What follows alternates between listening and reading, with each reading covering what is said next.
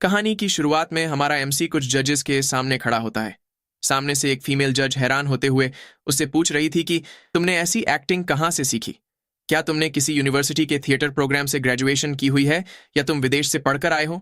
MC ने उसे ना में जवाब देते हुए बताया कि मैंने लोकल यूनिवर्सिटी से डिजाइनिंग में ग्रेजुएशन की हुई है और एक्टिंग करना मैंने खुद से ही सीखा है।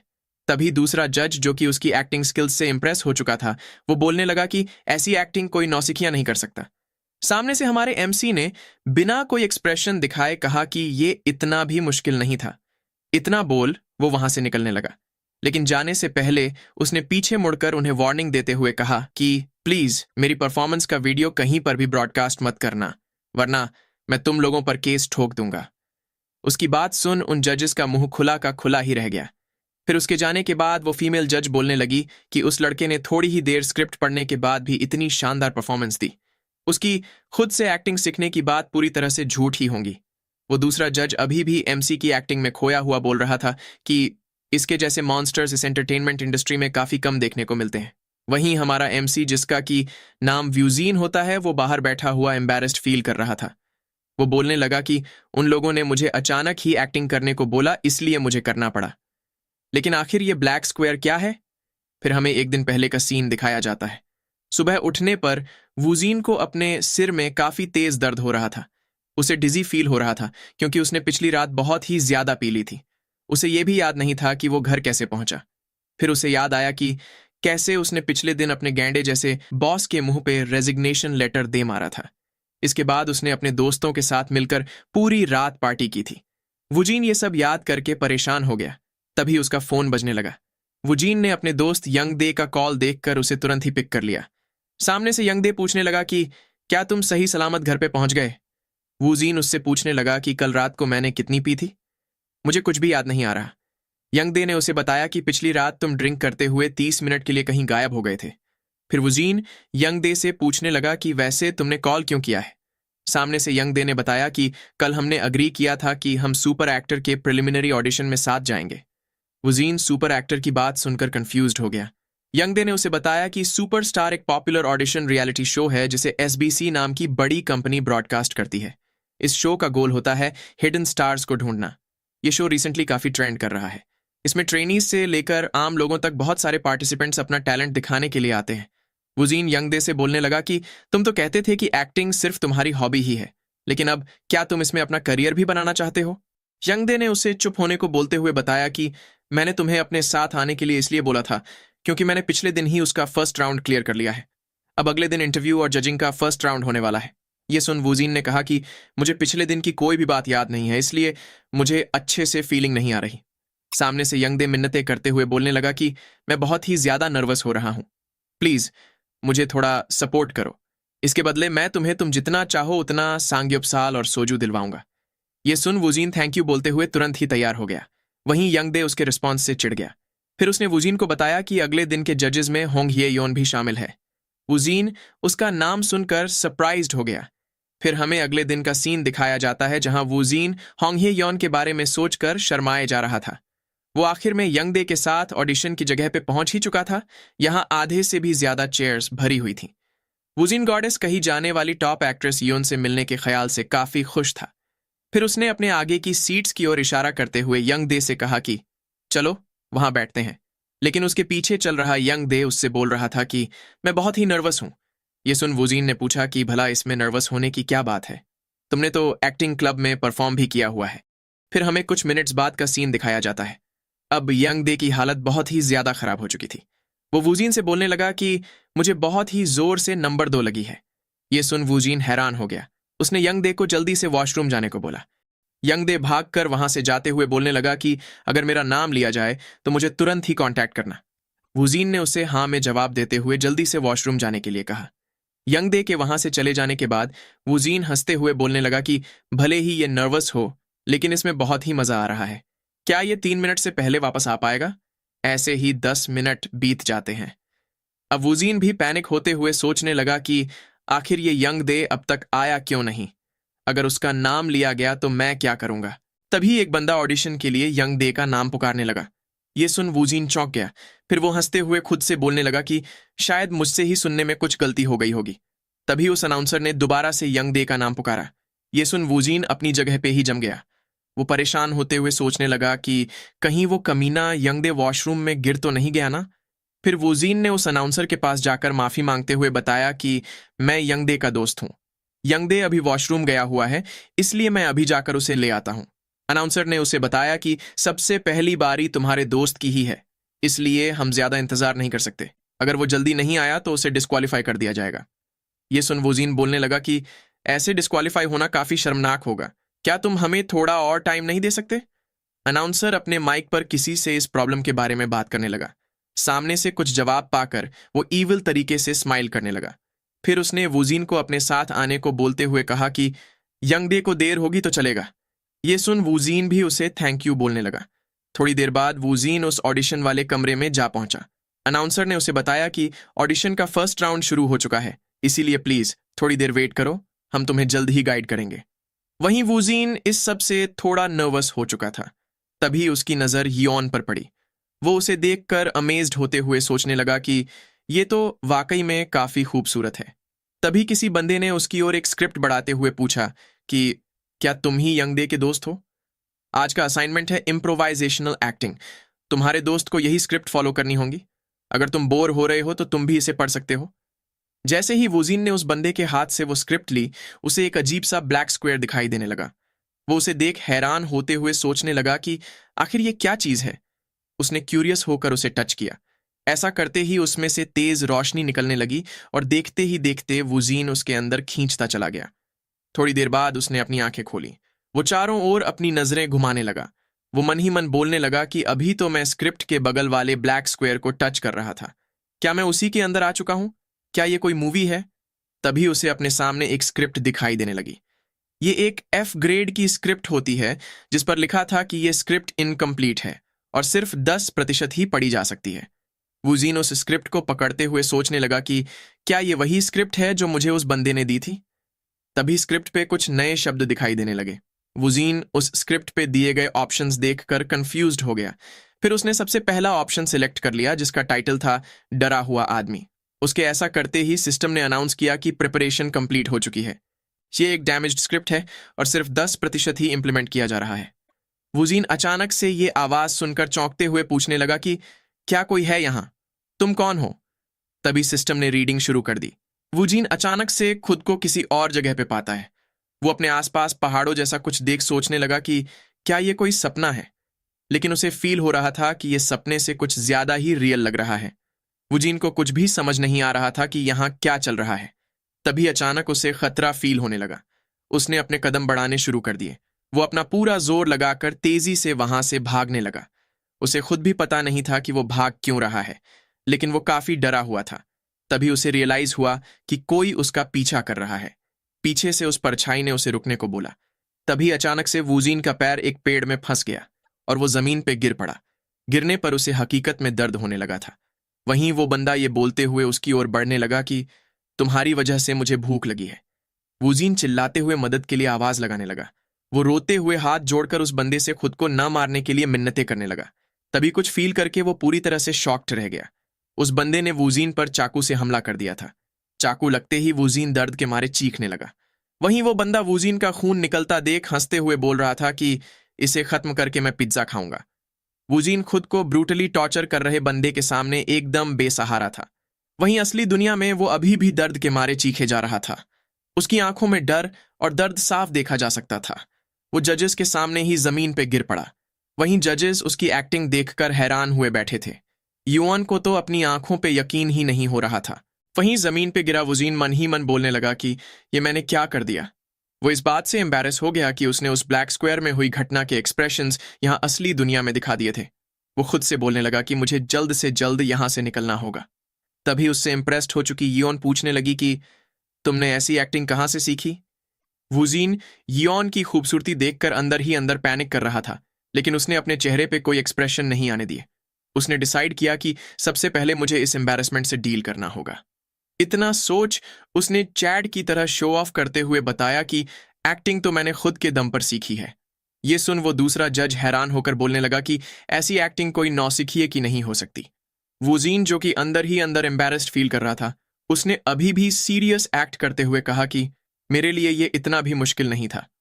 इतना बोल वो तेजी से वहां से निकलने लगा। लेकिन जाने से पहले उसने उन जजेस को वार्निंग दी कि अगर मेरी परफॉर्मेंस को ब्रॉडकास्ट किया तो मैं तुम लोगों पर केस कर दूंगा। वो जजेस उसकी बात सुनकर पूरी तरह से शॉक्ड रह गए। फिर युआन अपने पास बैठे बंदे से बोलने लगी कि उस लड़के की खुद से एक्टिंग सीखने की बात पक्का झूठ होगी। वो बंदा भी वूजीन जैसे एक्स्ट्रॉर्डिनरी जीनियस के एंटरटेनमेंट इंडस्ट्री में आने की बात सोचकर काफी एक्साइटेड था। और ऐसे ही मिसअंडरस्टैंडिंग का स्नोबॉल रोल करने लगा जिससे सिर्फ वूजीन ही अनअवेयर था। बाहर यंग दे हंसते हुए वूजीन के पास आने लगा। वूजीन ने उससे पूछा कि साले तुझे 2 नंबर में इतना टाइम कैसे लग गया? वैसे तुम्हारा ऑडिशन कैसा गया? यंग दे ने उसे बताया कि मुझे तो उन्होंने 15 सेकंड में ही भगा दिया। वैसे क्या तुम्हारा सिलेक्शन हो गया? वो लोग तुम्हारे बारे में ही पूछ रहे थे। ये सुन वुजीन एम्बैरस होते हुए उसकी बात टालने लगा। फिर वो यंगदे की पकड़ी हुई स्क्रिप्ट की ओर इशारा कर पूछने लगा कि क्या ये वही स्क्रिप्ट है जो मुझे दी गई थी? यंगदे ने भी वो स्क्रिप्ट वुजीन की ओर बढ़ा दी। उस स्क्रिप्ट को टच करते ही वुजीन को वो ब्लैक स्क्वायर फिर से दिखाई देने लगा। लेकिन इस बार उसे पता था कि अगर उसने इसे टच किया तो वो उस अजीब सी जगह पे पहुंच जाएगा। वो उसे देख सोचने लगा कि ये मेरी इमेजिनेशन या सपना नहीं हो सकता, क्योंकि मैंने ये हकीकत में एक्सपीरियंस किया था। अगर इस स्क्रिप्ट को देखा जाए तो ये वैसा ही है जैसा मैंने उन पहाड़ों में फील किया था। मैंने कुछ डरे हुए आदमी वाला ऑप्शन सिलेक्ट किया था। क्या इसका मतलब ये है कि मैं स्क्रिप्ट में लिखी हर सिचुएशन हकीकत में एक्सपीरियंस कर सकता हूं? इतना सोच उसने यंगदे से पूछा कि क्या तुम्हारे घर पे ऐसी कोई और स्क्रिप्ट्स है? अगर हो तो अभी तुम्हारे घर चलते हैं। यंगदे ने उसे हाँ में जवाब देते हुए पूछा कि लेकिन अचानक से क्या हो गया? थोड़ी देर बाद वो लोग यंगदे के घर पहुंच गए। वुजीन यंगदे के घर की बदबू से परेशान होकर बोलने लगा कि जल्दी से खिड़की खोल। ये सुन यंगदे भी बोलने लगा कि एक तो जनाब को अचानक से मेरे घर पे आना है और ऊपर से शिकायतें भी करनी है। फिर उसने एक कबर्ट में खोजते हुए वुजीन से पूछा कि वैसे तुम्हें अचानक से स्क्रिप्ट्स क्यों चाहिए? तुम तो टीवी भी नहीं देखते। वुजीन ने बताया कि बस मैं कुछ पता लगाना चाहता हूं। तभी यंगदे को कुछ ड्रामास और अनप्रोड्यूस्ड मूवी की स्क्रिप्ट्स मिल गई। जैसे ही वुजीन ने उस स्क्रिप्ट को पकड़ा उसे फिर से वही ब्लैक स्क्वायर दिखाई देने लगा। उसने सोचा कि इस बार मुझे टाइम भी चेक करना चाहिए। इतना सोच उसने ब्लैक स्क्वायर को टच करते हुए यंगदे से कहा कि मुझे ध्यान से देखना। यंगदे ने भी उसे ठीक है कहा। तभी वुजीन फिर से उस अनजान जगह पे पहुंच गया। उसे ये काफी अजीब लग रहा था, लेकिन फिर भी उसने सबसे पहले उस व्हाइट स्क्वायर को देखने का डिसाइड किया। उसके टच करते ही वहां 2 व्हाइट स्क्वायर्स प्रकट हो गए। वुजीन ने सोचा कि लगता है जैसे जैसे मुझे नई स्क्रिप्ट्स या स्क्रीन प्लेज मिलते जाएंगे वैसे वैसे इसका नंबर भी बढ़ता जाएगा। सबसे पहले मुझे यहां से निकलने की कोशिश करनी चाहिए। इतना सोच वो वेट करने लगा, लेकिन कुछ भी नहीं हुआ। ये देख वो अलग अलग चीजें बोलकर बाहर निकलने का ट्राई करने लगा, जैसे कि log out, go back, turn off, let me out, exit. उसके एग्जिट बोलते ही वो वापस से रियल वर्ल्ड में आ गया। उसके पास ही खड़ा यंगदे भी कंफ्यूज्ड होकर पूछने लगा कि तुम ऐसे अचानक से अपनी जगह पर जम क्यों गए थे? वहीं वुजीन अपना मोबाइल देख सोचने लगा कि मैं उस ब्लैक स्क्वायर के अंदर 5 मिनट तक रहा था, लेकिन यहां रियल वर्ल्ड में टाइम बिल्कुल भी नहीं बदला है। यंगदे अभी भी उसे पूछ रहा था कि तुम ठीक तो हो ना? तभी उसका फोन बजने लगा। यंगदे कॉल उठाकर उस बंदे से बातें करने लगा। उसने फुसफुसाते हुए वुजीन को बताया कि ये सुपर एक्टर की पीढ़ी तुमसे बात करना चाहती है। इतना बोल उसने फोन वुजीन को थमा दिया। वुजीन, जो कि पहले की बातें याद कर शर्मा चुका था, उसने धीमी आवाज में हेलो कहा। सामने से उस लेडी ने वुजीन को बताया कि हम तुम्हें इसीलिए कांटेक्ट कर रहे हैं क्योंकि तुमने पहला राउंड क्लियर कर लिया है। ये काफी इंटरेस्टिंग है कि तुम अपने दोस्त के साथ आए थे लेकिन आखिर में तुम ही पास हो गए। क्या तुम सुपर एक्टर में फिर से आना चाहोगे? ये सुन वुजीन सोचने लगा कि कहीं ये लोग मुझे पागल बनाने की तो कोशिश नहीं कर रहे ना। मैं कहीं नहीं जाने वाला। इतना सोच उसने फिर से चैड की तरह एक्ट करते हुए सीरियस टोन में कहा कि मैं नहीं आना चाहता। वो तो मैं बस टाइम पास के लिए ही आया था। ये सुन वो लेडी ऑकवर्ड होकर सोचने लगी कि अगर इस बंदे की टाइम पास में की गई एक्टिंग भी इतनी अच्छी थी तो इसके सीरियसली एक्टिंग करने पे क्या होगा। इतना सोच वो वुजीन से बोलने लगी कि तुम कुछ ज्यादा ही ऑनेस्ट हो रहे हो। वुजीन ने उसे बताया कि यही सच है, इसीलिए इस बात को भूल जाओ। लेकिन वो मन ही मन उससे अपना पहले किया हुआ नॉनसेंस भूलने के लिए मिन्नतें करने लगा। वहीं वो लेडी सोच रही थी कि अगर इसे टीवी पे ब्रॉडकास्ट किया गया तो ये तुरंत ही फेमस हो जाएगा। ये एक अफसोस की बात है कि ये लड़का ऐसा करना नहीं चाहता। इतना सोच उसने वुजीन को बताया कि ठीक है, मैं तुम्हारी ऑडिशन की फुटेज को डिलीट करवा दूंगी। वूजीन ने पूछा कि लेकिन क्या मुझे वो फुटेज मिल सकती है जहां मैंने एक्टिंग की थी? उस लेडी ने हाँ में जवाब देते हुए बताया कि तुम मुझे अपना नंबर दे दो, मैं तुम्हें मैसेज के थ्रू वो वीडियो भेज दूंगी। वूजीन ने उससे अग्री करते हुए थैंक यू बोला और इसके बाद उस लेडी ने कॉल काट दिया।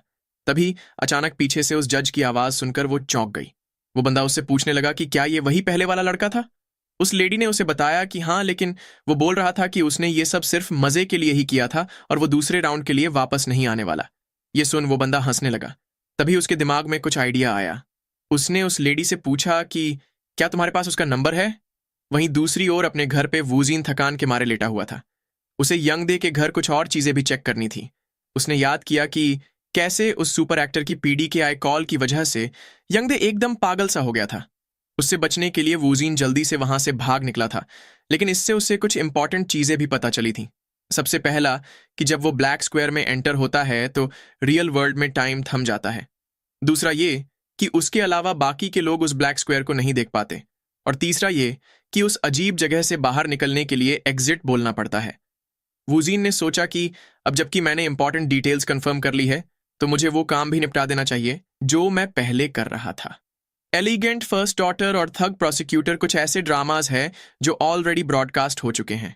मुझे अब इन 2 स्क्रिप्ट्स और एक स्क्रीन प्ले को भी देख लेना चाहिए। फिर वो अपने फोन पे कुछ सर्च करते हुए सोचने लगा कि मैं इस फोन को ब्लैक स्क्वायर में तो नहीं ले जा सकता। मुझे पहले उन ड्रामास की रेटिंग्स और बेसिक डिटेल्स चेक कर लेनी चाहिए। थग प्रोसिक्यूटर की रेटिंग 7.1% है और एलिगेंट फर्स्ट डॉटर की रेटिंग 2.7% है। इतना चेक करने के बाद उसने वापस से उस ब्लैक स्क्वायर में जाकर कंफर्म करने का डिसीजन लिया। जैसा कि उसने एक्सपेक्ट किया था, यहां उसे 3 स्क्रिप्ट्स दिखाई देने लगी थी। उन्हें ध्यान से देखने पर उसे पता चला कि इन स्क्रिप्ट्स का ग्रेड ई और सी था। ये देख वुजीन सोचने लगा कि आखिर इन ग्रेड्स का क्या मतलब है? ऐसा तो नहीं लगता कि ये स्क्रिप्ट की क्वालिटी पे डिपेंड करता है। क्या ये पॉपुलैरिटी या परफॉर्मेंस पे डिपेंड करता होगा? अगर ऐसा है तो क्या ये उन स्क्रिप्ट्स या स्क्रीन प्लेस को भी चेक कर पाएगा जो अभी तक पब्लिकली रिलीज ही ना हुए हों? इतना सोच वूजीन ने पहले मिला हुआ वो अनप्रोड्यूस्ड स्क्रीन प्ले चेक करने का डिसाइड किया, लेकिन कुछ देखकर वो हैरान रह गया। ये मूवी जिसका अभी प्रोडक्शन भी शुरू नहीं हुआ था, वो बी ग्रेड की थी। वूजीन सोचने लगा कि बी ग्रेड मेरी अब तक की देखी हुई स्क्रिप्ट्स में सबसे हाईएस्ट है। यंगदे ने भी पहले मुझे बताया था कि ये एक अनप्रोड्यूस्ड स्क्रीन प्ले है। लगता है मैं उन स्क्रिप्ट्स का भी ग्रेड चेक कर सकता हूं जिनका प्रोडक्शन अभी चल रहा हो। इतना जानकर वूजीन ने वहां से एग्जिट कर लिया। फिर उसने उस डिटेक्टिव वाली स्क्रिप्ट को अलग रख लिया। उसने सोचा कि मुझे जो स्क्रिप्ट्स ऑलरेडी ब्रॉडकास्ट हो चुकी है उनसे ही शुरुआत करनी चाहिए। तभी उसका फोन वाइब्रेट होने लगा। सुपर एक्टर की पीडी ने उसे वो एम्बैरसमेंट से भरा वीडियो भेज दिया था। वुजीन ने जैसे तैसे खुद को संभालते हुए सोचा कि मुझे इसे देखना ही होगा। ऐसा लग रहा है कि इसे देखकर मुझे वॉमिट हो जाएगी। ये सब सोचते हुए उसने वो वीडियो स्टार्ट कर दिया। उसके ऐसा करते ही वीडियो शुरू हो गया जिसमें वो दर्द के मारे चीख रहा था। वहीं दूसरी ओर कोई लड़की भी यही वीडियो देख रही थी। वो वुजीन की एक्टिंग देखकर हैरान हो चुकी थी। उसने सरप्राइज्ड होते हुए पूछा कि क्या ये लड़का पहले भी हकीकत में चाकू से घायल हो रखा है? अगर ऐसा नहीं है तो फिर कोई ऐसे एक्सप्रेशंस कैसे दिखा सकता है? उस बंदे ने उस लड़की को राइटर पार्क यूनमी बुलाते हुए कहा कि जरा इसकी एक्सप्रेसिवनेस को तो देखो। क्या इसे देखने पर तुम्हारे दिमाग में कोई कैरेक्टर नहीं आ रहा? ये सुन यूनमी अपने टेबल पे पड़े हुए कुछ कागज देखने लगी। उसमें से एक कागज सोसियोपैथ कैरेक्टर बनाने के लिए उसके बिहेवियरल एनालिसिस पे बेस्ड था। यूनमी उस सोसियोपैथ कैरेक्टर को इमेजिन करने लगी। वो खुश होते हुए सोचने लगी कि मुझे तो लगा था कि मुझे ये कैरेक्टर चेंज करना पड़ेगा क्योंकि ये रोल बहुत ही चैलेंजिंग है। ये रोल मेरे एम्बिशन से भरा हुआ है और मैं इसे एक्सप्रेस करने के लिए कोई सही एक्टर नहीं ढूंढ पा रही थी। मुझे एक बार उस लड़के से खुद मिलना होगा। वहीं वुजीन अभी भी वही वीडियो देख रहा था।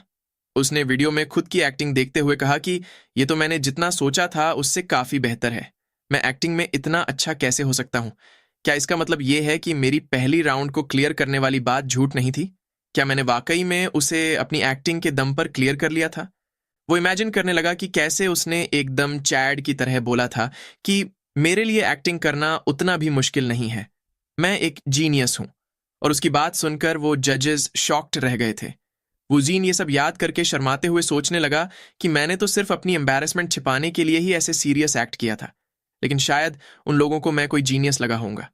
खैर, वैसे भी अब मैं उनसे दोबारा नहीं मिलने वाला, इसीलिए मुझे इस बारे में ज्यादा नहीं सोचना चाहिए। फिलहाल मुझे इस अजीब से स्पेस एक्सपेरिमेंट को फिनिश करना चाहिए।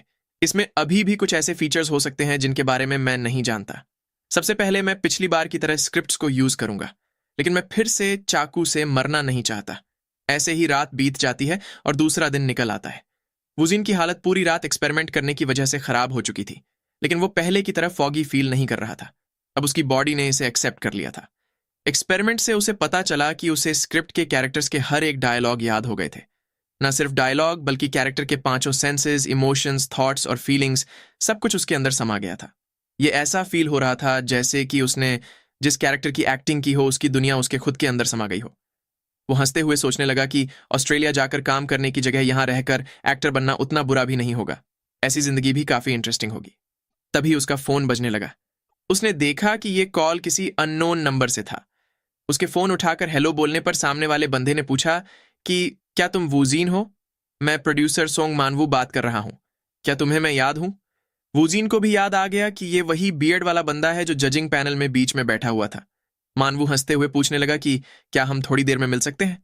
वूजीन को समझ नहीं आया कि ये उससे मिलना क्यों चाहता है, इसलिए उसने कहा कि अगर तुम मुझे मिलने का कारण बताओ तो मैं कुछ सोचूंगा। सामने से मानवू ने कहा कि ये बातें फोन पे डिस्कस करना थोड़ा ऑकवर्ड है। मैं चाहता हूं कि ये बातें हम साथ बैठकर करें। ये सुन वूजीन बोलने लगा कि मैं सिर्फ 4 बजे ही फ्री हूं। मानवू ने यह सुन खुश होते हुए बताया कि मेरे साथ कुछ और लोग भी आएंगे। अगर मैं तुम्हें एड्रेस भेज दूं तो क्या तुम खुद से वहां पहुंच जाओगे? वूजीन ने कहा कि हाँ ठीक है। ये सुन मानवू ने थैंक यू बोलते हुए बाद में एड्रेस भेजकर 4 बजे मिलने की बात कहकर कॉल काट दिया। कॉल कटने के बाद वुजीन परेशान होकर सोचने लगा कि ये मुझे मिलने के लिए क्यों बुला रहा है। यंगदे ने कहा था कि ये सब इंडस्ट्री के बड़े लोग हैं, चलो देखते हैं कि ये कितने फेमस हैं। इतना सोच वो उनके बारे में इंटरनेट पे सर्च करने लगा।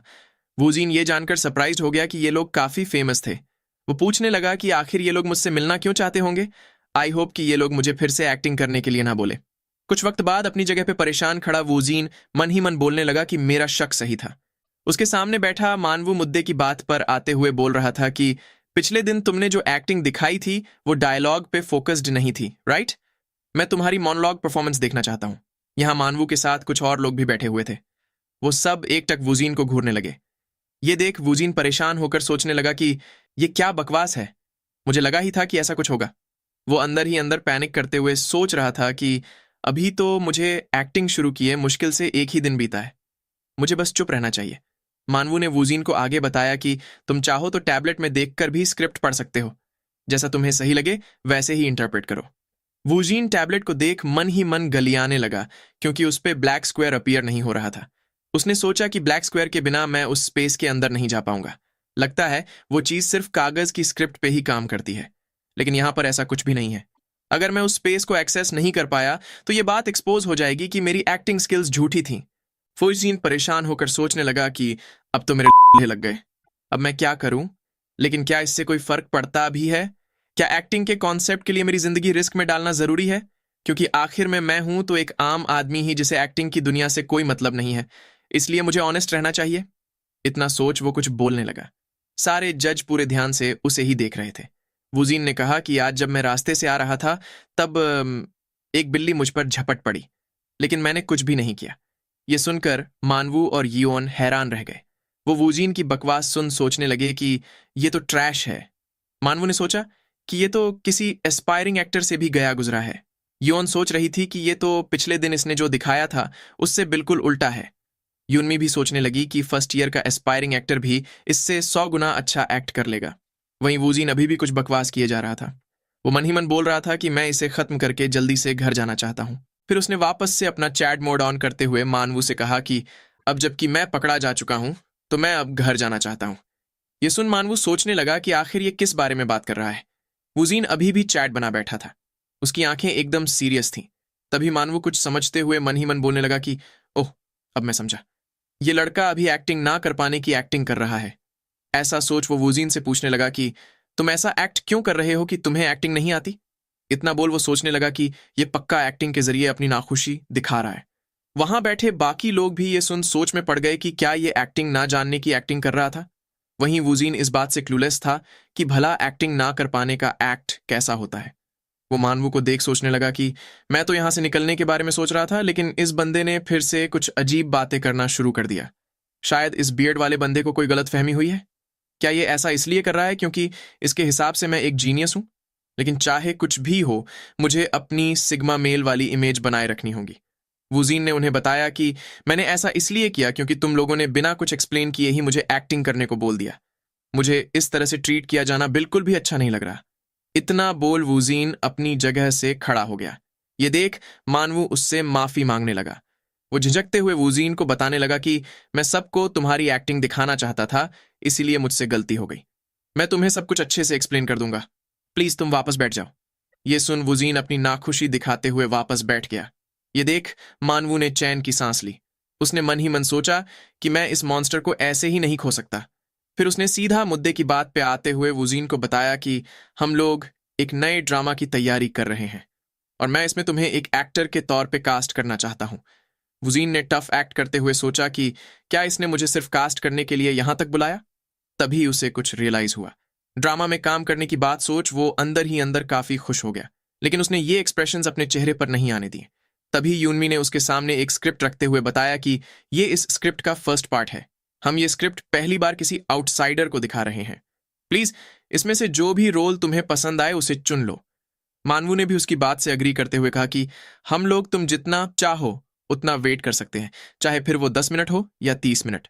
प्लीज आराम से स्क्रिप्ट पढ़ो और उसमें से कोई रोल सिलेक्ट करके उसकी कुछ लाइंस परफॉर्म कर दो।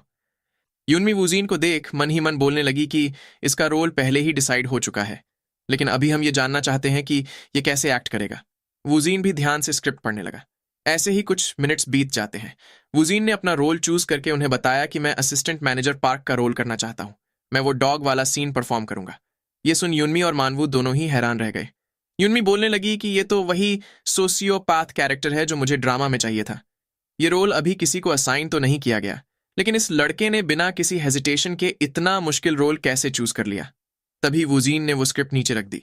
ये देख यूनमी ने पूछा कि क्या तुम इसे बिना देखे कर पाओगे। वूजीन ने एक चैट की तरह उसे हाँ में जवाब दिया। ये सुन यूनमी इम्प्रेस्ड होकर सोचने लगी कि क्या इसने इतना जल्दी अपनी लाइन से लेकर स्टेज डायरेक्शंस, इमोशंस और बाकी सब कुछ समझ लिया। तभी मानवू ने कहा कि चलो तो फिर स्टार्ट करते हैं।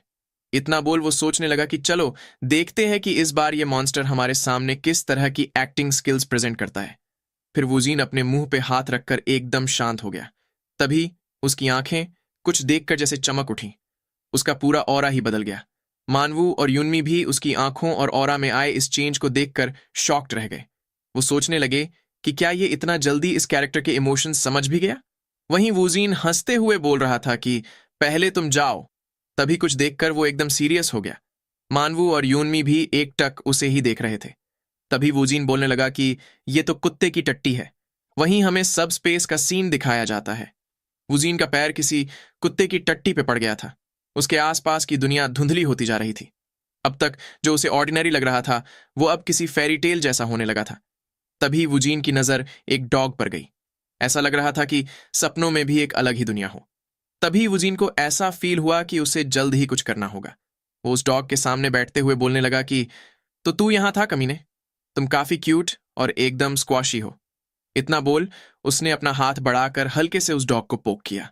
फिर वो उसे अपने हाथों से ही नोचते हुए एक साइकोपैथ की तरह बोलने लगा कि मैं तुम्हें इतना नोचना चाहता हूं कि चारों तरफ उसके छींटे उड़े। वुजीन ये सब एकदम सीरियस एक्सप्रेशन के साथ कर रहा था। तभी सीन फिर से रियल वर्ल्ड में शिफ्ट होता है। वुजीन ने हल्के से अपनी आंखें खोली और उन हैरान खड़े जजेस को बताया कि ये खत्म हो चुका है। उन जजेस को अभी भी समझ नहीं आ रहा था कि वुजीन इतना खतरनाक कैरेक्टर रिजेंबल कैसे कर सकता है। ऐसा लग रहा है मानो असिस्टेंट मैनेजर पार्क खुद हमारे सामने खड़े हों। यूनमी मन ही मन बोल रही थी कि असिस्टेंट मैनेजर पार्क एक ऐसा कैरेक्टर है जिसे लिखने के पीछे मैंने दिन रात मेहनत करके खून पसीना सब बहाया है। मुझे लगा नहीं था कि कोई इस कैरेक्टर को जिंदा कर पाएगा, लेकिन इस वुजीन नाम के एक्टर ने मुझे गलत साबित कर दिया। किसी की एक्टिंग मेरी राइटिंग से भी बेहतर हो, ऐसा मेरे साथ पहले कभी भी नहीं हुआ है। मैंने इतनी सारी स्क्रिप्ट्स लिखी है कि अब मैं उससे ऊब चुकी हूं। मैंने योन जैसे बहुत सारे टॉप एक्टर्स भी देखे हैं, लेकिन इस लड़के जैसा एक्टर मैंने पहले कभी नहीं देखा। मैं इस वुजीन को खो नहीं सकती। वहीं वुजीन परेशान होते हुए सोच रहा था कि ये रोल बहुत ही भद्दा है, या फिर कहा जाए तो असिस्टेंट मैनेजर पार्क की पर्सनैलिटी ही ऐसी है। मुझे काफी सारे अजीब से कलर्स दिखाई दे रहे थे। इस स्क्रिप्ट का नाम है प्रोफाइलर हारियांग। फिर हमें कुछ मिनट्स पहले का सीन दिखाया जाता है जब यूमिन वूजिन को स्क्रिप्ट देते हुए बता रही थी कि हम ये स्क्रिप्ट पहली बार किसी आउटसाइडर को दे रहे हैं। प्लीज इसमें से कोई एक रोल चूज करके एक्ट करो। वूजिन को उनकी कोई भी बातें समझ में नहीं आ रही थी। उसने ब्लैक स्क्वायर को टच करते हुए सोचा कि अभी मुझे थोड़ा वक्त चाहिए। उसके ऐसा करते ही वो उस सब स्पेस में पहुंच गया। उसने चैन की सांस ली कि अब वो आराम से सोच सकता है।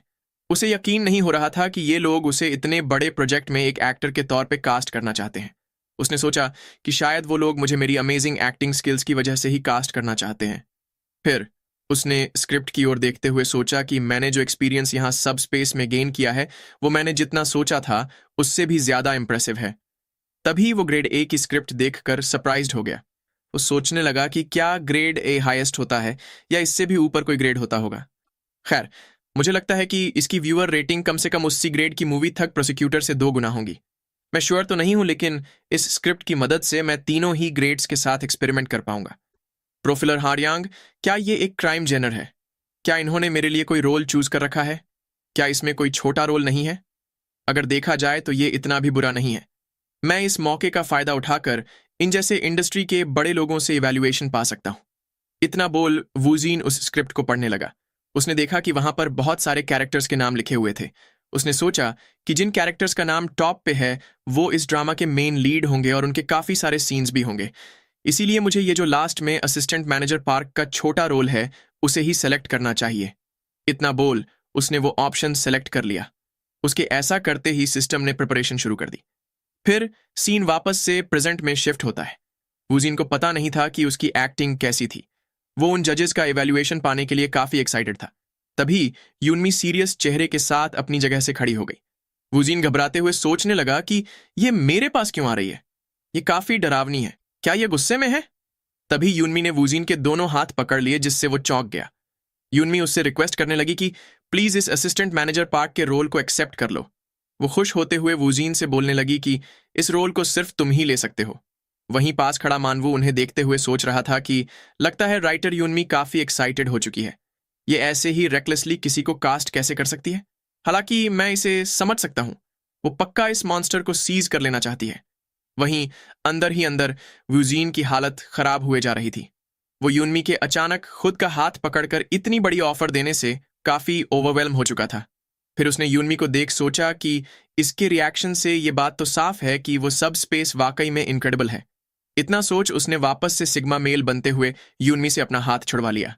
तभी मानवू ने यूनमी को शांत करवाते हुए बताया कि पहले मैं वूजिन से कुछ सवाल पूछना चाहता हूं।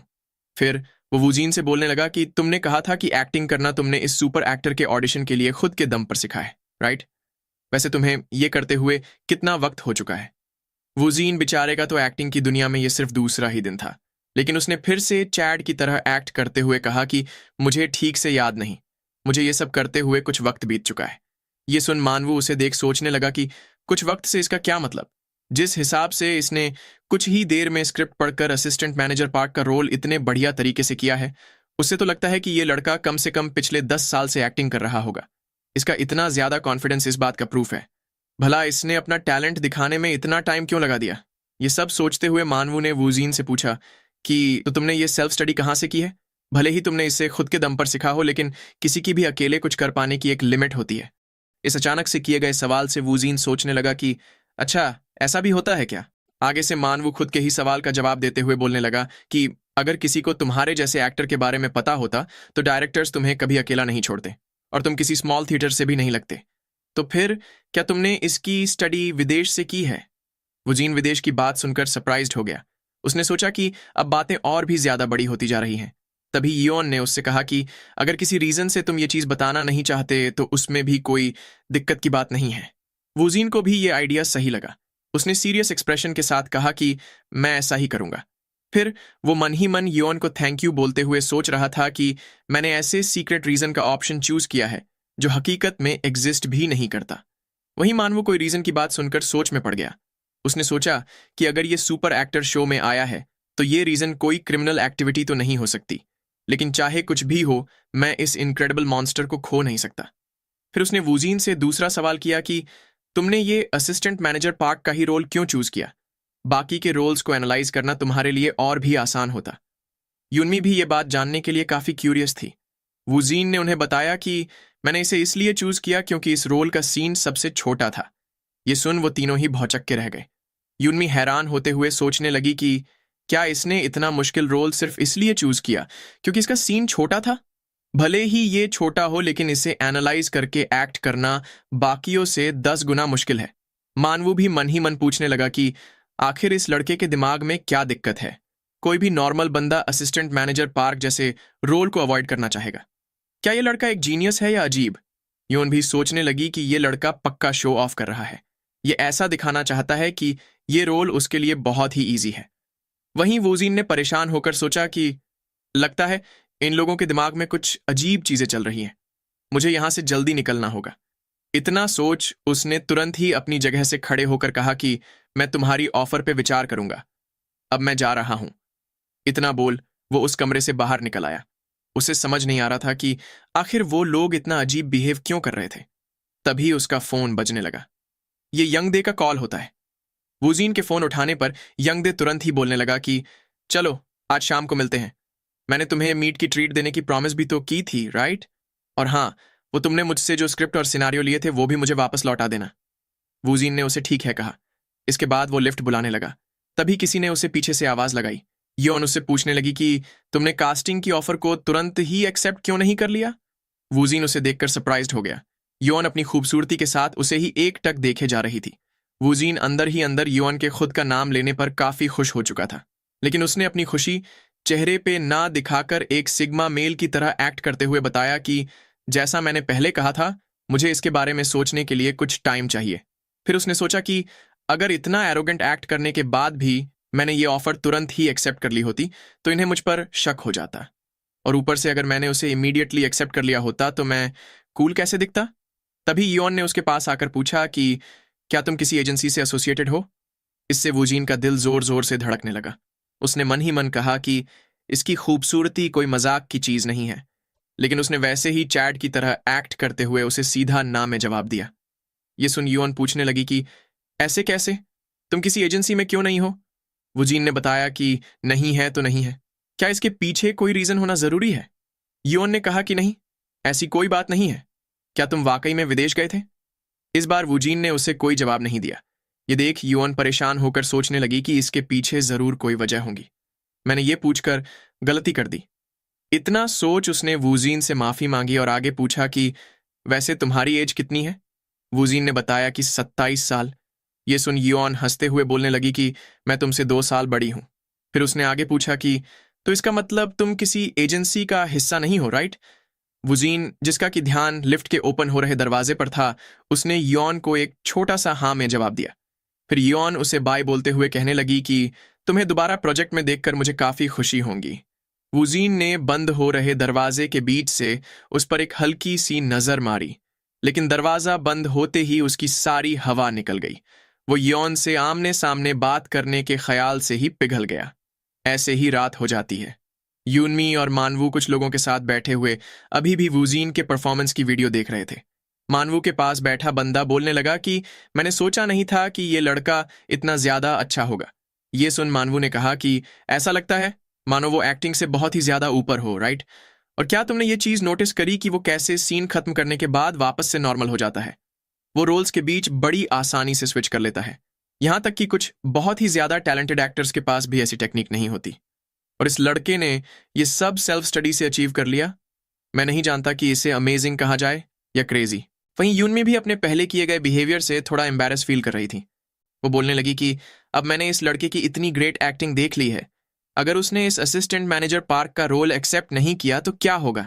वुजीन के अलावा और कौन इस स्टैंडर्ड को सेटिस्फाई कर पाएगा? मानवू ने भी उसकी बात से अग्री किया। तभी वो दूसरा बंदा बोलने लगा कि वुजीन की एक्टिंग तो अमेजिंग है, लेकिन वो मुझे थोड़ा अजीब लगा। मानवू को उसकी बात समझ नहीं आई। उस बंदे ने आगे कहा कि आपकी और राइटर यूनमी की इस इंडस्ट्री में काफी बड़ी रेपुटेशन है। ऐसे बहुत सारे स्टार्स हैं जो कास्टिंग के लिए मीटिंग का इंतजार कर रहे हैं। मुझे पूरा यकीन है कि अगर आपने असिस्टेंट मैनेजर पार्क का रोल ऑफर किया तो वो लोग दौड़े चले आएंगे।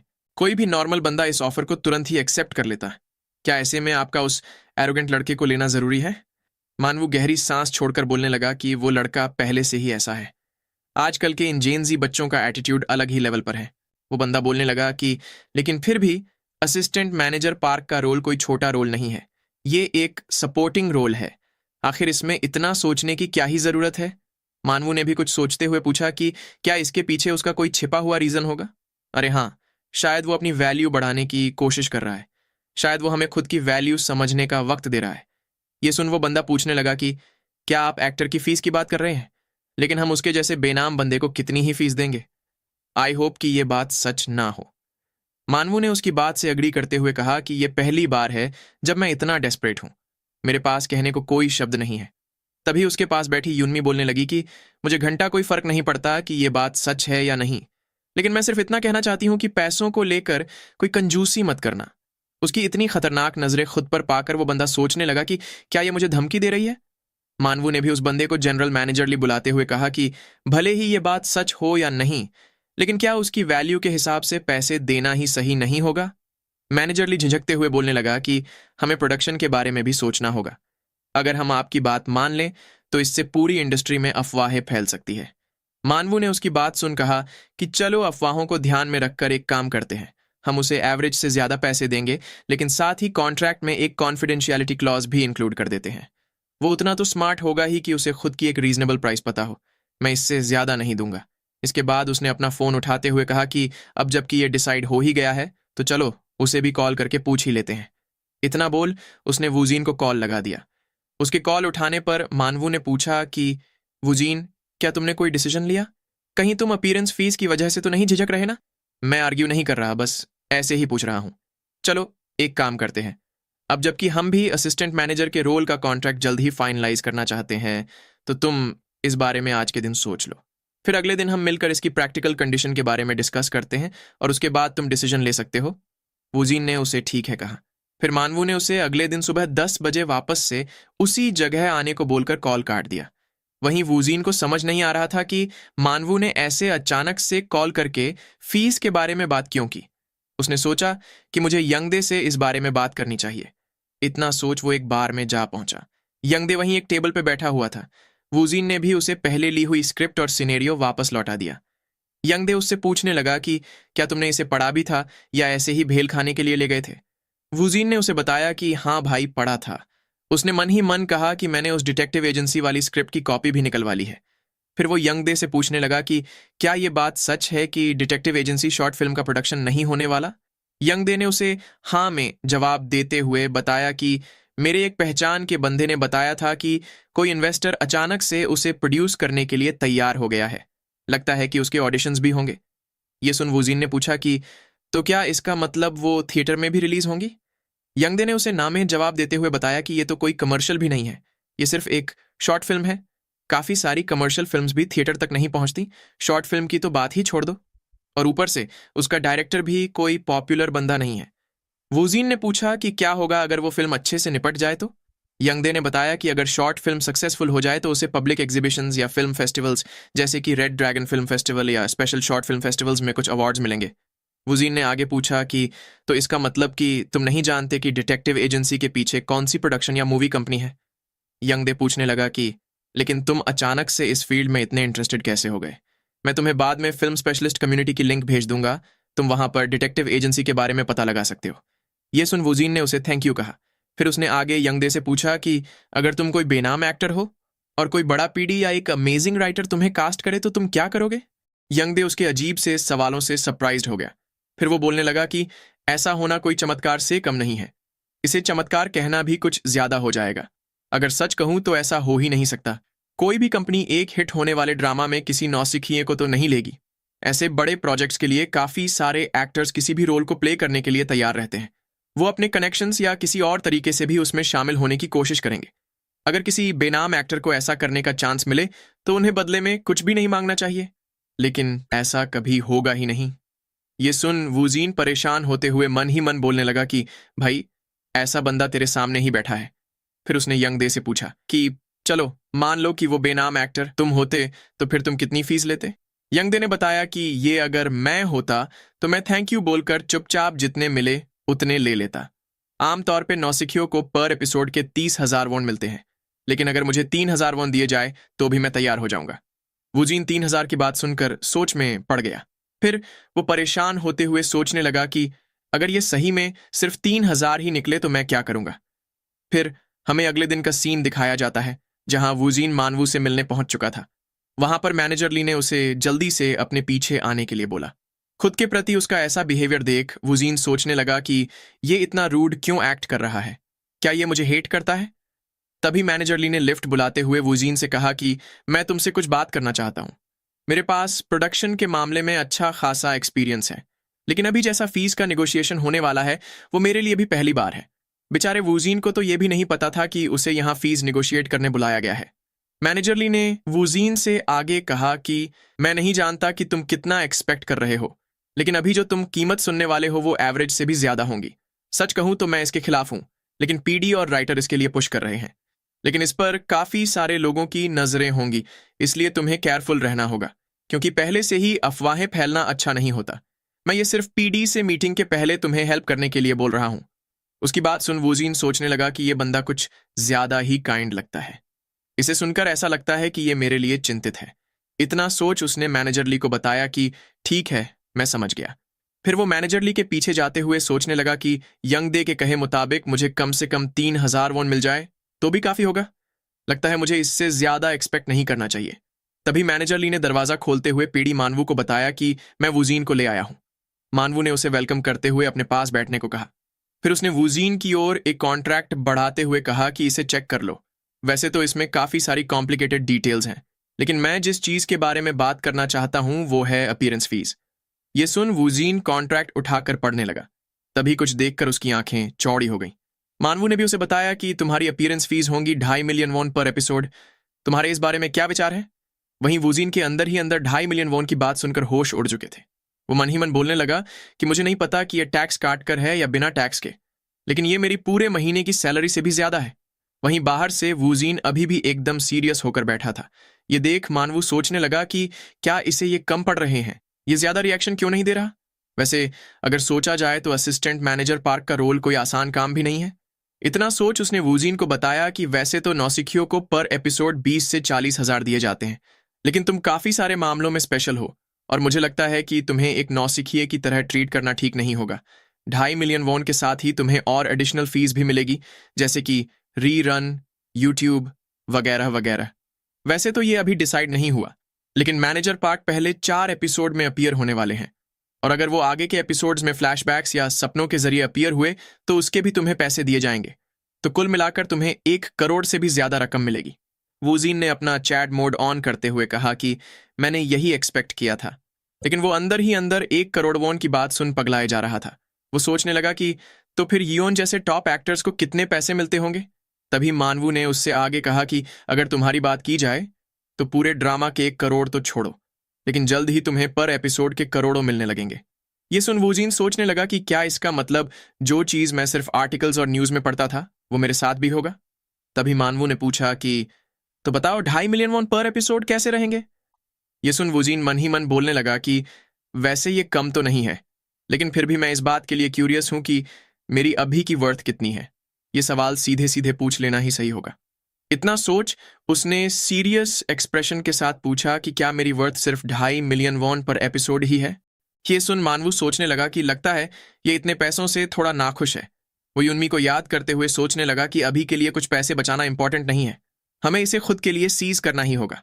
इतना सोच उसने वूजीन से कहा कि चलो ठीक है, मेरी खुद के नजरों में तुम्हारी वर्थ 3.5 मिलियन है, लेकिन ये सिर्फ मैं तुम्हारे लिए ही कर रहा हूं। इसके साथ ही तुम्हारे कॉन्ट्रैक्ट में कॉन्फिडेंशियलिटी और कास्टिंग प्रोसेस भी शामिल की जाएगी। वहीं मैनेजर लू हैरान होकर मानवू को देखे जा रहा था। मानवू ने आगे वूजीन से पूछा कि क्या अब ये अच्छा लग रहा है? वूजीन ने कहा कि हाँ, मेरे लिए इतना इनफ है। ये सुन मैनेजर ली ने चैन की सांस ली। फिर वो वूजीन को कॉन्ट्रैक्ट एक्सप्लेन करने लगा। उसने बताया कि प्रोफाइलर हारियांग ड्रामा का पूरा स्केड्यूल कॉन्ट्रैक्ट में मेंशन किया हुआ है। फिर वो वूजीन को staff, set construction, investor, production, promotion, तेजी से इंफॉर्मेशन पोर करना, इन सब चीजों के बारे में समझाने लगा। वूजीन ने यह सब समझने का नाटक किया, लेकिन हकीकत में मैनेजर ली की सारी बातें उसकी सिर से बाउंसर बॉल की तरह जा रही थीं। मानवू ने वूजीन को बताया कि मैं तुम्हें ऑफिशियल स्क्रिप्ट की बुक भेज दूंगा। अगर उसका तीसरा पार्ट आया तो उसके लिए भी मैं कांटेक्ट करूंगा। यूजुअली तो हम उसे एजेंसी के थ्रू भेजते हैं, लेकिन तुम किसी एजेंसी के साथ नहीं हो, राइट? वूजीन ने उसे हाँ में जवाब दिया। मानवू ने कहा कि कोई बात नहीं, ये उतना भी ज्यादा इनकन्वीनियंट नहीं होगा और तुम्हें कोई एजेंसी ढूंढने के लिए ज्यादा मेहनत करने की भी जरूरत नहीं है। जैसे ही प्रोफाइलर हारियांग ड्रामा रिलीज होगा, पूरी इंडस्ट्री अपने आप तुम्हारे पास आ जाएगी, या क्या पता उससे पहले भी आ जाए। अब से तुम्हें सिर्फ एक्टिंग की प्रैक्टिस ही करनी होगी। मैं तुम्हें स्क्रिप्ट का पहला पार्ट अभी दे दूंगा, इसलिए प्लीज असिस्टेंट मैनेजर पार्क का रोल प्ले करने के लिए अपनी पूरी मेहनत करना। इसके बाद वुजीन वहां से बाहर निकल आया। उसे अभी भी अंदर हुई डील पर यकीन नहीं हो रहा था। उसे यकीन नहीं हो रहा था कि उसकी कास्टिंग हो चुकी है और अब वो एक एक्टर बन चुका है। वो सोचने लगा कि तो क्या इसका मतलब कि अब लोग मुझे टीवी पर देखेंगे? क्या मुझे भी खुद का एक मैनेजर मिलेगा? ये बहुत ही कूल होगा। और ऊपर से मुझे एक एजेंसी भी ढूंढनी होगी। शायद यंगदे इसमें मेरी मदद कर सकता है। लेकिन यंगदे से पूछने पर उसने बताया कि उसके फायदे और नुकसान दोनों होते हैं। बड़ी एंटरटेनमेंट कंपनी काफी स्ट्रांग सहारा देती है, लेकिन साथ ही वो बहुत ही स्ट्रिक्ट भी होती है। वहीं छोटी एजेंसी में भले ही सहारा कम मिलता हो, लेकिन उसमें फ्रीडम ज्यादा रहती है। वुजीन सोचने लगा कि मुझे एजेंसी चूज करने का मौका कब मिलेगा। उसने याद किया कि कैसे उसके ये सब सवाल पूछने पर यंगदे सस्पिशियस हो गया था। तभी उसका फोन बजने लगा। उस पर अपनी माँ का नाम देख वुजीन ने सोचा कि मुझे ये बात अपने पेरेंट्स को भी बतानी होगी। हालांकि उनकी बेटी को कुछ भी बताने की जरूरत नहीं है। इतना सोच उसने कॉल पिक कर लिया। सामने से उसकी माँ पूछने लगी कि क्या तुमने जॉब बदल दी है? वुजीन ने हिचकिचाते हुए कहा कि हाँ, ऐसा ही कुछ समझ लो। माँ, मुझे लगता है कि मैं एक एक्टर बनने वाला हूं। ये सुन फोन पे सन्नाटा छा गया। वुजीन अपनी माँ को आवाज लगाने लगा। तभी उसकी माँ ने पूछा कि बेटा, क्या तुम पागलखाने में जाना चाहते हो? ऐसे ही वुजीन को असिस्टेंट मैनेजर पार्क का कॉन्ट्रैक्ट साइन किए हुए 2 दिन बीत गए। इंडस्ट्री में इस बात की अफवाहें फैलना ऑलरेडी शुरू हो चुकी थीं, लेकिन इन सब में अभी वुजीन का नाम बाहर नहीं आया था। इंडस्ट्री के लोग उसे हिडन एक्टर नाम से जानने लगे थे। प्रोफाइलर हारियांग ड्रामा बहुत सारी डोमेस्टिक प्रोडक्शन कंपनीज और एंटरटेनमेंट एजेंसीज के बीच काफी सिग्निफिकेंट था। इन सब की शुरुआत सी ब्लू स्टूडियो यानी कि SBS प्रोडक्शन कंपनी से ही एस्केलेट होने लगी थी। इसकी शुरुआत प्रोफाइलर हारियांग के कुछ 100 लोगों के स्टाफ मेंबर्स से हुई थी। इसके बाद ये अफवाहें बाकी की जगह जैसे कि media, entertainment companies, production companies और ब्रॉडकास्टिंग स्टेशंस में भी फैलने लगी थी। अपने हिडन नेम के साथ वुजीन का इंडस्ट्री में नाम बनना शुरू हो गया था, लेकिन वुजीन इस बात से पूरी तरह से बेखबर था। अपने घर पे बैठा वुजीन खुद से पूछ रहा था कि क्या मुझे प्रोफाइलर हारियांग के बाकी के रोल्स को भी एक्सपीरियंस कर लेना चाहिए। लेकिन उससे पहले मुझे उस डिटेक्टिव एजेंसी नाम की शॉर्ट फिल्म के बारे में पता लगाना होगा। इतना सोच वो यंगदे की लिंक भेजी हुई कम्युनिटी पे जाकर पोस्ट्स पढ़ने लगा। उसने सोचा कि यहाँ दी गई हर इन्फॉर्मेशन वेरीफाइड नहीं होती, इसलिए मुझे इस पर अंधा भरोसा नहीं करना चाहिए। लेकिन ये वाला आर्टिकल थोड़ा क्रेडिबल लगता है। इस पर काफी सारे व्यूज और कमेंट्स हैं। इसके बाद वुजीन उस पोस्ट में दी गई इन्फॉर्मेशन के मुताबिक सर्च करने लगा। थोड़ी देर बाद वुजीन सोच रहा था कि यंगदे के कहे मुताबिक इस शॉर्ट फिल्म का सीन काफी मुश्किल लग रहा है। आखिर में मुझे सिर्फ कंपनी का एड्रेस और थोड़ी बहुत इन्फॉर्मेशन ही मिली। क्या मुझे डिटेक्टिव एजेंसी पे गिव अप कर देना चाहिए? लेकिन मुझे उसका सिनारियो काफी इंटरेस्टिंग लगता है। वैसे तो टीवी ड्रामास को उनकी रेटिंग्स के हिसाब से जज किया जा सकता है, लेकिन डिटेक्टिव एजेंसी शॉर्ट फिल्म अभी रिलीज भी नहीं हुई। वो अभी के लिए तो B ग्रेड पर है, लेकिन फिर भी मैं उसके बारे में काफी क्यूरियस हूँ। मैंने सुना है कि टॉप टियर के एक्टर्स भी ऐसे छोटे प्रोजेक्ट से ही शुरुआत करते हैं, इसीलिए मैंने सोचा कि मुझे भी ऐसे ही किसी छोटे प्रोजेक्ट जैसे कि शॉर्ट फिल्म से शुरुआत करने की कोशिश करनी चाहिए। लेकिन अगर उसमें स्पॉट ही अवेलेबल ना हो तो मैं भी कुछ नहीं कर सकता। अभी के लिए तो सीधा फिल्म की कंपनी पे जाना ही एकमात्र ऑप्शन है। फिर वो सोचने लगा कि मैंने डिटेक्टिव एजेंसी की पूरी स्क्रिप्ट पढ़ ली है और इस नए ड्रामा को भी संभाल लिया है। अब मुझे उस सब स्पेस में जाकर स्क्रिप्ट्स को एक्सपीरियंस करना शुरू कर देना चाहिए। इतना सोच वुजीन ने उस ब्लैक स्क्वायर को टच करने के लिए अपना हाथ बढ़ा दिया, लेकिन तभी उसका फोन बजने लगा। वुजीन सोचने लगा कि भला इस वक्त किसका कॉल आया होगा। तभी स्क्रीन पे कॉल करने वाले पर्सन का नाम पढ़कर वो समझ गया कि ये उसकी बहन है। ये देख वो बोलने लगा कि इसने मुझे सालों तक एक भी बार कॉल नहीं किया और अब इसे माँ से पता चला होगा कि मैं एक एक्टर बनने जा रहा हूं। वुजीन अपनी बहन को खुद पर हंसता हुआ इमेजिन कर बोल रहा था कि ये पक्का मेरा मजाक उड़ाने के लिए ही कॉल कर रही है। मैं नहीं उठाने वाला इसका कॉल। तभी फोन दोबारा जोर जोर से बजने लगा। इससे वुजीन इरिटेट हो गया। वो फोन पकड़ते हुए चिल्लाने लगा कि क्या ये पागल वागल हो गई है? क्या ये मुझसे डांट खाना चाहती है? तभी वो स्क्रीन पे किसी और का नंबर देखकर सरप्राइज्ड हो गया। वो सोचने लगा कि क्या मेरी बहन दूसरे नंबर से कॉल कर रही है? इतना सोच उसने कॉल उठा लिया। सामने से आवाज आई कि मैं योन बात कर रही हूं। ये सुन वुजीन शॉक्ड रह गया। उसे यकीन नहीं हो रहा था कि टॉप एक्ट्रेस योन ने सीधा उसे कॉल किया है। वो इस बात से काफी एक्साइटेड हो चुका था। फिर उसने खुद को थोड़ा संभाला। इसके बाद वो अपना चैट मोड ऑन करके मोबाइल पे हेलो बोलने लगा। सामने से योन ने बताया कि मैंने सुना है तुमने असिस्टेंट मैनेजर पार्क का रोल एक्सेप्ट कर लिया है। स्टाफ के बीच में भी इस बारे में काफी रूमर्स फैल रहे हैं और सब लोग क्यूरियस हैं। वुजीन ने पूछा कि अच्छा ऐसा क्या? योन उसे हाँ में जवाब देते हुए बोलने लगी कि असिस्टेंट मैनेजर पार्क के रोल के चर्चे हर जगह फैले हुए थे। अगर ऐसा ही चलता रहा तो वुजीन तुम अपनी पहली ही स्क्रिप्ट रीडिंग पे पॉपुलर हो जाओगे। सारे लोग यही सोचेंगे कि वो कोई फेमस एक्टर होगा, लेकिन जब उन्हें पता चलेगा कि इस एक्टर के बारे में उन्होंने कभी सुना ही नहीं है तो उनका चेहरा देखने लायक होगा। मैंने सोचा कि मैं ये बात तुम्हें बता देती हूं। तो फिर चलो अब स्क्रिप्ट रीडिंग पे मिलते हैं। वहीं वुजीन योन की हंसने की आवाज सुन शर्माने लगा। फिर उसने योन को हाँ में जवाब देकर उसकी मेहनत के लिए थैंक यू कहा। यह सुन योन पूछने लगी कि तुम ऐसा क्यों बोल रहे हो? मैं तो अभी आराम कर रही हूं। फिर कॉल कटने के बाद वुजीन टॉप एक्ट्रेस योन का नंबर पाकर काफी ज्यादा एक्साइटेड हो गया। वो इस बात से काफी खुश था कि योन ने उसे उसके नाम से बुलाया और उसके साथ इंडस्ट्री की बातें भी शेयर की। वुजीन ने सोचा कि इंडस्ट्री के लोगों ने मेरे फैमिली वालों से बिल्कुल अलग तरीके से रिएक्ट किया। इतना बोल वो याद करने लगा कि कैसे उसके एक्टर बनने की बात सुनकर उसकी माँ उसे पागल खाने में भेजने की बात कर रही थी और उसे यकीन था कि उसकी बहन भी पक्का उसका मजाक उड़ा रही होगी। फिर उसने इन सब बातों को साइड में रख उस ब्लैक स्क्वायर को देखते हुए कहा कि अब मुझे जाकर डिटेक्टिव एजेंसी के बारे में कुछ इन्फॉर्मेशन पता लगानी चाहिए। तभी सीन किसी बार पे शिफ्ट होता है। मानवू किसी को शीन दोंग चून बुलाकर आवाज लगाने लगा। उसे देख दोंग चून ने कहा कि तुम हमेशा की तरह फिर से लेट आए हो, क्या तुम ऐसे ही काम चलाओगे बड़े भाई? मानवू ने उससे माफी मांगते हुए कहा कि रास्ते में ट्रैफिक बहुत ही ज्यादा था और ऊपर से प्रोफाइलर हारियांग की स्क्रिप्ट मीटिंग भी काफी लेट हो गई थी। ये सुन दोंग चून बोलने लगा कि लगता है प्रोफाइलर हारियांग रिसेंटली काफी चर्चा में है। राइटर यूनमी भी काफी बिजी होंगी। वैसे कितनी स्क्रिप्ट कंप्लीट हो चुकी है? मानवू ने बताया कि रफली 2 से 3 एपिसोड जितना हो चुका है। फिर वो दोंग चून की प्लेट देखते हुए पूछने लगा कि तुम सोजू के साथ सिर्फ किमची ही क्यों खा रहे हो? अगर तुम ऐसे ही मिजरेबल एक्ट करोगे तो तुम्हारी लाइफ भी मिजरेबल हो जाएगी। ये सुन दोंग चून बोलने लगा कि यार तुम तो मेरी हालत ऑलरेडी जानते ही हो। मेरी अभी की सिचुएशन वाकई में मिजरेबल है, तो फिर भला मैं अच्छा होने का नाटक क्यों ही करूं? उसकी बातें सुन मानवू ने पूछा कि अबे गधे, क्या तुमने अपनी स्पिरिट पूरी तरह से खो दी है? हम दोनों एसबीसी में एक ही ड्रामा डिपार्टमेंट में हुआ करते थे और हमने पीडी के तौर पे भी अच्छी खासी फिल्मोग्राफी कर रखी है। क्या तुमने एसबीसी इसीलिए छोड़ा था कि तुम ऐसे बहाने बना सको? तुमने वो टफ डिसीजन इसलिए लिया था ताकि तुम अपने ड्रीम्स को फॉलो कर सको और मूवीज बना सको। हाँ, मैं जानता हूं कि तुम्हारा ब्रेक कुछ ज्यादा ही लंबा हो गया, लेकिन तुम जल्द ही सक्सेसफुल हो जाओगे। वैसे मैंने सुना है कि तुम्हें अपनी मूवी के लिए इन्वेस्टर भी मिल गया है। वैसे तुमने जो स्क्रीन प्ले लिखा है उसके प्रोजेक्ट का नाम क्या है? दोंगचून ने बताया कि डिटेक्टिव एजेंसी। उसका नाम डिटेक्टिव एजेंसी है और वो एक शॉर्ट फिल्म है। मानवू ने आगे कहा कि मैंने सुना था कि इस डिटेक्टिव एजेंसी वाले प्रोजेक्ट में प्रोडक्शन का कॉस्ट कुछ 3 करोड़ जितना आने वाला है। सामने से दोंगचून ने बताया कि यह अभी फाइनलाइज्ड नहीं हुआ है, लेकिन यह शायद 4 करोड़ वोन तक भी पहुंच सकता है। लेकिन बात यह है कि वो इन्वेस्टर एंटरटेनमेंट इंडस्ट्री से है और वो चाहते हैं कि हम इन्वेस्टमेंट के बदले फिल्म का रोल उनके एक्टर को दे दें।